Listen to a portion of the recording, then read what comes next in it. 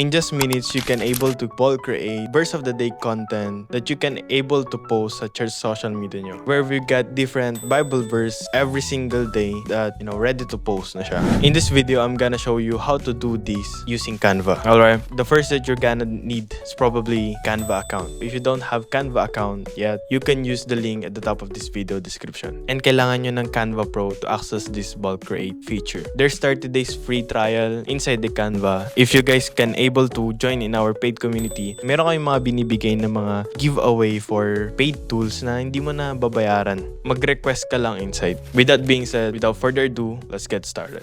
In this video, I will be guiding you kung paano mag-set up ng verse of the day, ng daily, okay? And you can use AI inside the Canva that's called bulk edit.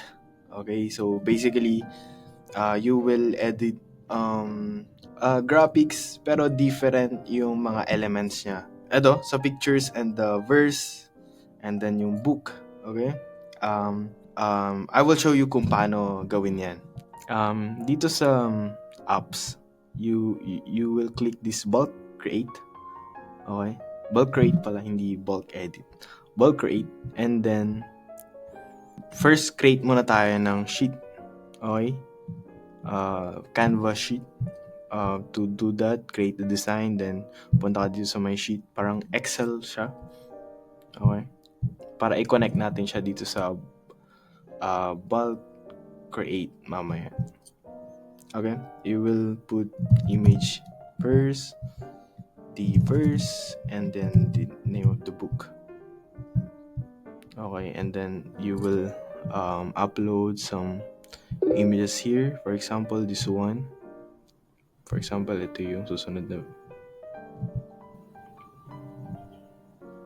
So, it's up to you guys kung ano yung ilalagay nyo dito na image. Let's create at least kahit 5 muna. 5 posts. And then for example, we can use ChatGPT here. Give me 5 daily verse of the day for this week. Okay, for this week.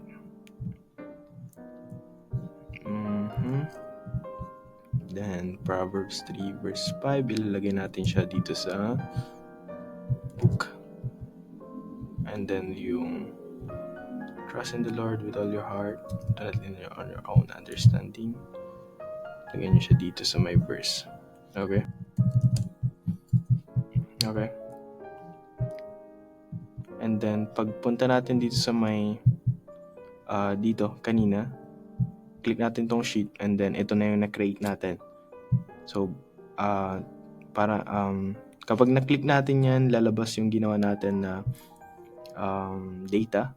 Okay? Then, click done. And then, just since ito naka-connect ko na yung iba, para i-connect yan, mga yan, malinaw siya. Okay. So ito,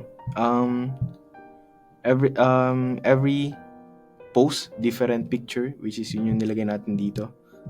And to connect that, this image, right click lang and then connect data, and connect nyo lang tong image. Yan. Same then dito sa verse, right click nyo, then connect data, and then click nyo yung verse. Okay? And then dito sa my book, connect data, lagay nyo rin book dito. So every time in every post, mag-change siya ng kung ano yung nilagay nyo dito na data. Hopefully, nasusundan natin. To show you kung ano yung itsura niya, ibalik lang natin to sa yung pwesto. Okay, same format. Okay, to show you kung ano yung kakalabasan niya. By clicking this continue, at yung nilagay natin ng mga data, just click nyo yung generate designs. After that, ito yung sinasabi ko kanina na mabilis lang. Hindi lang 5 Kaya pa natin gumawa ng more than 30, 50, okay, using this Canva. View design. And then, ganito, itsura niya. You can customize naman yung inside. So, the idea is, by clicking na ilang mga buttons lang, nakapag-create ka ng 1, 2, 3, 4, 5 na content na pwede nyo, ready to post na siya. Okay? So, since ito, pwede mo naman siyang i-edit inside. Ilagay natin siya sa gitna.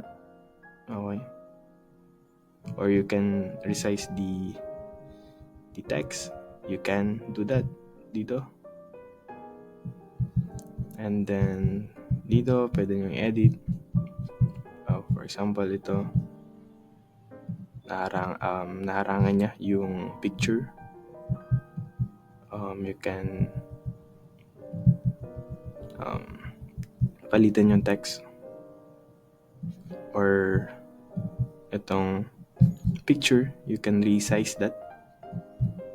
Okay. You can edit that, customize inside the Canva. So, for example, ito.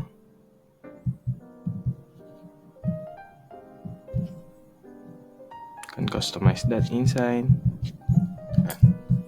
So, you get the idea.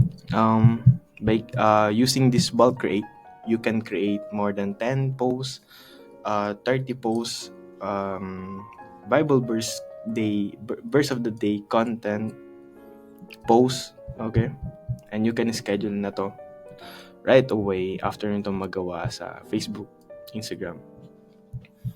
Yeah, by using bulk edit. I will be giving this template for you guys. It's a paid community and you can have this reference, and hopefully sa next na content nyo, you can plan this na maganda siya for posting sa mga church social media nyo. It can look professional din kapag may mga ganitong graphics. Hindi lang siya reels, hindi lang siya announcement post, but encouragement post, type of post like that. Maganda to. Hopefully nasundan nyo to. If you guys have question, just message us dito sa community. You can message me directly din naman. Once that's done, it can be fully automated using Canva Bulk Create. That's how you can save time and energy creating verse of the day content that you can able to try for your next post at your social media nyo. Thank you so much for watching. If you found this video helpful, give this video a thumbs up and see you on the next time.